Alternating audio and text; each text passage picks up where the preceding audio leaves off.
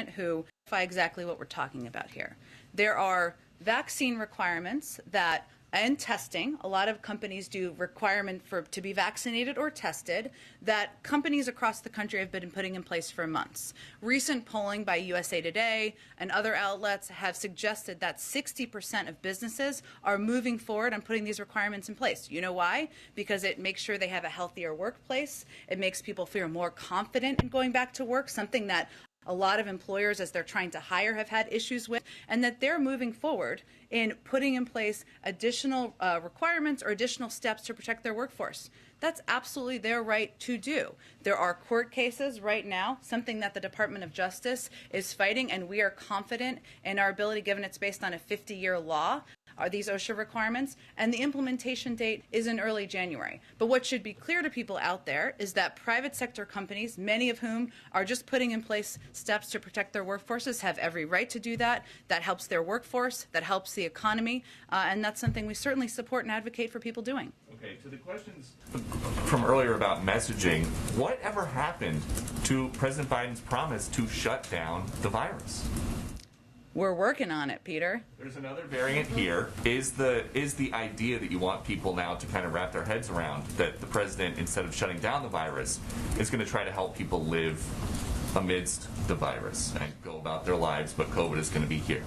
Well, Peter, what's very important for people to understand, and all of you are communicating to the public about what steps they can take to go back to normal or go back to normal life, something everybody wants to do. We're all sick and tired of this virus. But we need approximately 20% of the population, or more people than are currently vaccinated, to go get vaccinated and go get boosted. What we can do as the federal government is make those vaccines free, make the boosters free, make them available. The president will talk more about what we're going to do tomorrow, but we need the American people to do more who are not vaccinated to help us continue to fight the virus. Last one, a lot of talk about the first Trump-Biden debate today, but at the second one, in 2020, when roughly 220,000 Americans had already died of COVID, Joe Biden said about Trump, anyone who is responsible for that many deaths should not remain as President of the United States of America. Is that still the standard now that more Americans have died under President Biden than President Trump? Well, I think the fundamental question here is, what are you doing to save lives and protect people? And the former president was suggesting people inject bleach. He apparently, reportedly, didn't even share with people he was going to interact with that he had tested positive for COVID himself. He continued to provide a forum for misinformation, which probably led to people not taking steps forward to protect themselves, to wear masks, to eventually get vaccinated. This president has made the vaccine widely available. He's relied on the advice of his health and medical experts, and he is trying to be a part of solving this crisis, getting the pandemic under control. And I think there's a pretty stark difference between their approaches. Go ahead. Jen, some Democrats have been pushing the president to suspend the federal gas tax as a way to show concern about inflation right now. Would President Biden support or consider a suspension of the federal gas tax? I'm not aware of that being under consideration. Go ahead. Thank you. You just said that one of the reasons to get vaxxed and boosted is not only to protect yourself against serious illness and death, but also to prevent infecting people in your community.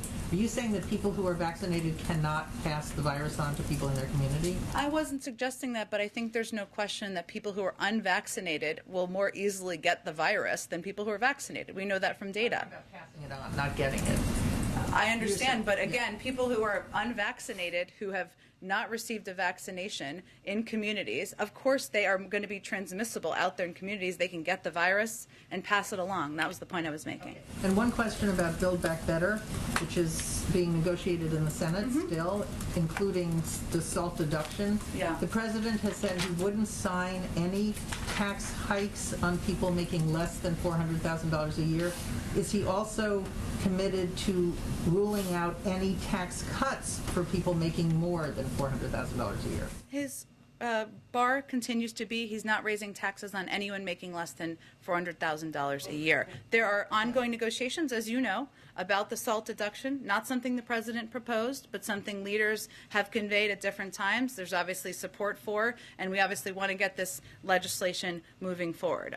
We expect the final legislation will address some of the most unfair results of the 2017 tax law SALT provision, particularly its impact on middle-class taxpayers and the uncertainty it caused. And the president president expects it to be fully paid for. But again, his bar has not changed. We, of course, want to cut taxes for people, middle-class families across the... Make over $400,000? Again, this is not a proposal that the president proposed himself, but it is something, as you know, that there is support for different versions of it in Congress. It's currently being negotiated. Our objective is not raising taxes on anyone making less than $400,000 a year and cutting costs. But can you explain why a tax cut for someone making more than $400,000 is still somehow commensurate with his values of protecting middle-class people? It just doesn't make any sense. Why would he? How does it not make sense? A tax cut for someone making more than $400,000. Is that raising taxes on somebody making less than $400,000?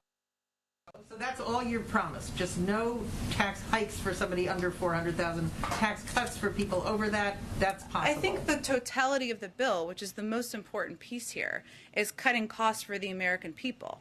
For child care, for elder care, for health care, putting in place a historic universal pre-K program. That's exactly why the president proposed and is supporting this bill. He also knows we have small margins in Congress, so there are some components. He didn't propose the SALT deduction. It's being discussed right now and negotiated. We'll see what the final outcome and package looks like. Jen, she's being asked to gather for the presidency. Okay. I don't know if you can stick around for a little longer. Sure, I can, and the pool will just depart. Nothing's wrong. Everything's good. Okay, Michael, go ahead. In terms of, on Monday you gave an update in terms of members of the COVID response team being in touch with state and local public health officials, epidemiologists. Do you have an update on those communications? And also, does the president plan to speak with anyone in California now that this case has been identified? Well, we have been in constant contact with local and public health officials from our health and medical team. So that was not a one-time deal. It's been continuous, and that's how we are going to continue to track and trace any cases that come up and make sure that that information is provided publicly to all of you. And that typically happens with public health, our medical experts and health officials. I don't have any calls with the president to public health officials to predict for you. Go ahead in the middle. Yes, Jen. Go ahead in the pink sweater. President Biden indicated on Monday that expanding testing would also be part of the winter plan for COVID. Can you go into any more detail as to what that will look like? He'll certainly have more to say about this tomorrow. I would note that one of the questions a couple of people asked the other day, and I didn't understand in the right way, so let me just use this moment to clarify, is about sequencing as a part of testing. So, and I just wanted to note that we expect any emergence of Omicron in the United States to be identified quickly, as we are sequencing now almost 80,000 samples per week, more than any other country. And just to give you a point of reference, that's up from approximately 8,000 at the beginning of this year. So we're going to continue to increase testing. That's something we obviously recognize as a key component of fighting the virus, but I don't have anything more to preview at this point in time. Just one more. Yeah. Does the president believe that we lifted travel restrictions too early on Europe and other countries earlier this year? Does he wish that we had held off in terms of lifting those? I don't think the president looks in the rearview mirror in that regard. We obviously continue to rely on the advice of our health and medical experts. And I would note that where we've put in place restrictions are not those countries. So I'm not sure that totally makes sense. Go ahead. Thanks, Jen. Is the White House discussing the possibility of asking Congress for additional COVID relief funds to deal with the Omicron variant? And is that something the White House right now thinks might be necessary?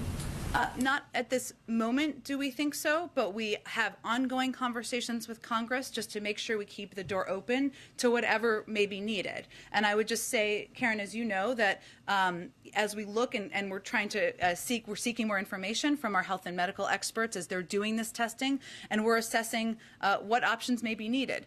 Do we need a tweak to the vaccines or to the boosters? We don't know we need that now, but we are preparing for a range of options, and that includes conversations about Congress. Should we keep the door open? And we are as prepared as possible to respond. No dollar amounts now that you're even tossing out there until you get more information. Not at this point that I'm aware of. Exactly. Okay. We got to wrap up. Go ahead. One more. Thank you, Jen. Happy birthday to you. Thank you very much. I want to ask about Bangladesh. Okay. As the country is running by authoritarian regime more than a decade, and main opposition and first woman prime minister of Bangladesh now is in a life and death situation. She was in jail, according to State Department report. It's a political ploy to remove her from the political process.